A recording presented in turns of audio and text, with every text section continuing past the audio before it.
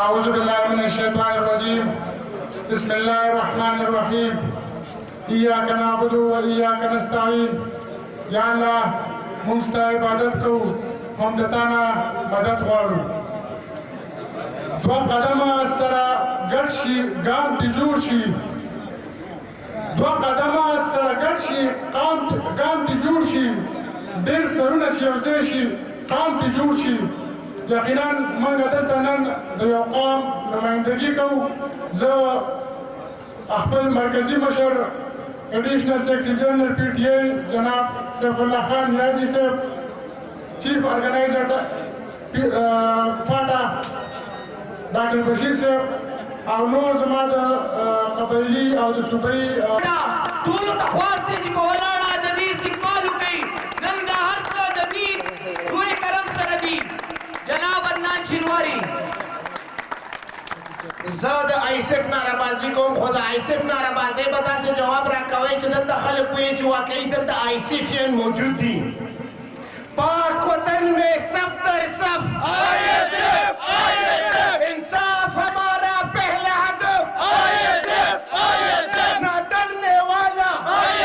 نہ بکنے والا نہ جھکنے والا کالج کے اندر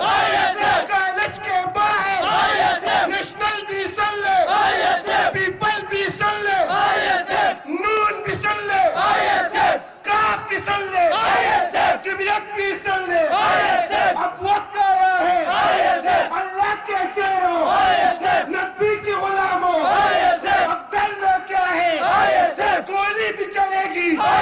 سینے بھی چلے گی پتھر بھی برسے گی جیلی بھی کٹے گی میری خون پہ لکھ دو میری قبر پہ لکھ دو میری کفن پہ لکھ دو ماؤں کی دعا سے بہنوں کی دعا سے ذرا زور سے بولو ذرا جوش سے بولو ذرا پھر سے بولو للکار کے بولو ذرا پھر سے بولو نہ ڈرنے والا نہ بکنے والا نہ جھکنے والا کالج کے اندر کالج کے باہر ماؤں کی دعا سے عمران کے بیٹو ذرا زور سے بولو ذرا پھر سے بولو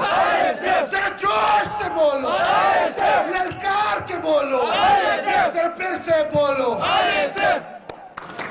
اعوذ باللہ من الشیطان الرجیم بسم اللہ الرحمن الرحیم ټولنا اول خو ستاسو ته دا عرض وکړم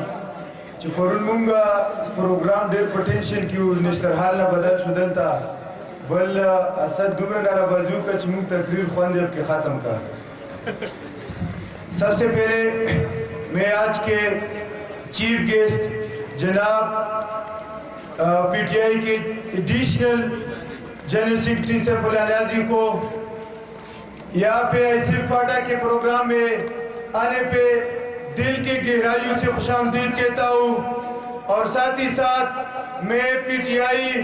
فاٹا کی چیف آرگنائزر ڈاکٹر بشیر صاحب کا بھی خصوصی مشکور ہوں جنہوں نے اپنی دن رات محنت سے ہمارے ساتھ بہت زیادہ محنت کی اور اپنی دن رات محنت سے اس پروگرام کو پاسبل بنایا کیونکہ کل تک تو ہم نا امید تھے کہ نشتر حال والوں نے ہمارا یونیورسٹی کینسل کر دیا اس میں چند سیاسی وجوہات تھے وہ کہنا چاہتے تھے کہ جو تحریک اب فاٹا میں چلی ہے اور جو فاٹا کے لوگ اب جس سیاسی بلوغت اس میں آ رہی ہے جس کے اوپر ایک دہشت گردی کا الزام تھا جس کے پاس دوسرا آپشن نہیں تھا سیاسی اس پلیٹ فارم کے بغیر کہ وہ اپنے سارے احساسات جذبات اور لیڈرشپ کی کوالٹیز کو مہیا کرو اور اس کو یوٹیلائز کرے اس کے لیے صرف ایک پلیٹ فارم ہے آئیسف کیونکہ آئیسف واحد تنظیم ہے جو سارے فاٹا میں پھیل چکی ہے اور انہوں نے 6 مہینے کے اس کم عمر میں اس قلیل عرصے میں سارے فاٹا کے نوجوانوں کو ایک پلیٹ فارم پہ متحد کر کے یہ ثابت کر دیا کہ فاٹا کے نوجوان فاٹا کی جتنی بھی غیور طلبہ ہے وہ دہشت گرد نہیں ہے وہ پرامن لوگ ہیں. آج جو فاٹا جو جنت کہلاتی تھی، جس کے گلی گلی، جس کے نگر نگر، جس کی کوچے کوچے میں ہر طرف امن تھی، جہاں پہ بھائی چارے کی مثالیں دی جاتی تھی، جہاں پہ امن کی خوشبو آ رہی تھی، آج اس گلی گلی، آج اس نگر نگر، آج اس کوچے کوچے میں جہاں پر بھی جاؤ گے آپ کو خون ملیں گے، آپ کو لاشیں ملیں گے، آپ کو ماؤں کی بھی عزتی ملے گی، آپ کو اس بوڑھوں کی بھی عزتی ملے گی. اور یہ بھی عزتی کبھی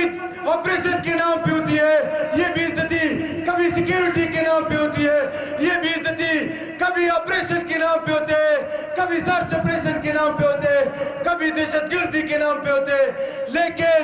ہمیں جس چیز کی سزا دی جاتی ہے وہ یہ کہ ہم پکے پاکستانی ہیں اور ہم پکے مسلمان ہیں.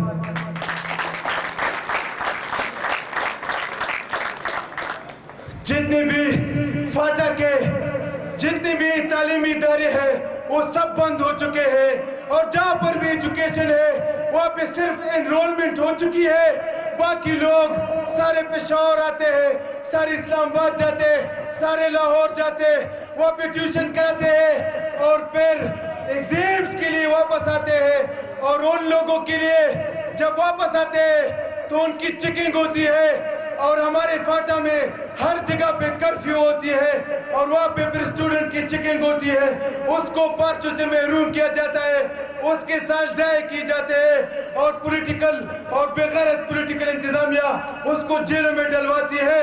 اور اس کے جتنی بھی ایجوکیشن کا جو سلسلہ ہے وہ منقطع کرتے ہیں، کیونکہ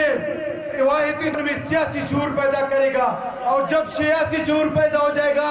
تو ان مداریوں کے یہ ڈرامے پھر نہیں چلیں گے جو امن کے نام پہ چل رہے ہیں. اس بغیرت حکومت کے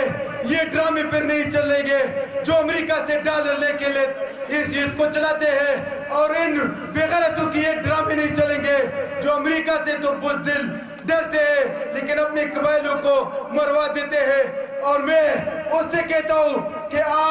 ہم نے آپ کو کہا تھا کہ یہ قبائل نوجوان آپ کے بغیر تنخواہ کے فوج ہے. جب آپ کے فوج پہ دھماکے ہوئے، جب اس کے اوپر بمباری ہوئی، تب آپ کو عقل آئی کہ یہ امریکہ نے ظلم کر دیا. لیکن یہ وہی باتیں ہیں جو خان صاحب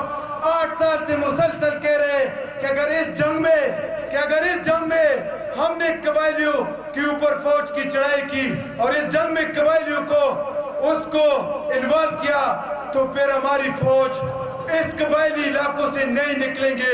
اور ہماری شکست ہماری فوج کو، اپنی فوج کو وہاں پہ شکست ہوگی. جو آج سچ ہو رہا ہے، اور آج ہر کوئی کہہ رہا ہے کہ آپریشن بند کرو، مذاکرات شروع کرو، اور یہ جتنی ڈرون اٹیک ہے اس کو بند کرو، نیٹو سپلائی کو بند کرو، اور یہ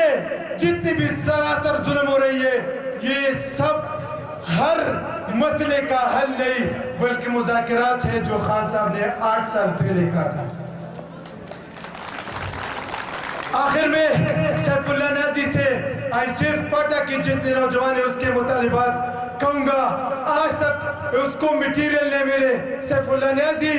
صاحب انشاءاللہ اپنی تقریر میں میٹیریل کا بھی اعلان کریں گے. اور آج تک فاٹا میں ایک یونیورسٹی بھی نہیں قائم ہوئی ہے، نہ میڈیکل کالج قائم ہوا ہے، نہ انجینئرنگ یونیورسٹی قائم ہوئی ہے. ہم خان صاحب سے یہ درخواست کرتے ہیں کہ نمل کالج کا برانچ فاٹا میں جلد از جلد کھولے، اور ساتھ ہی ساتھ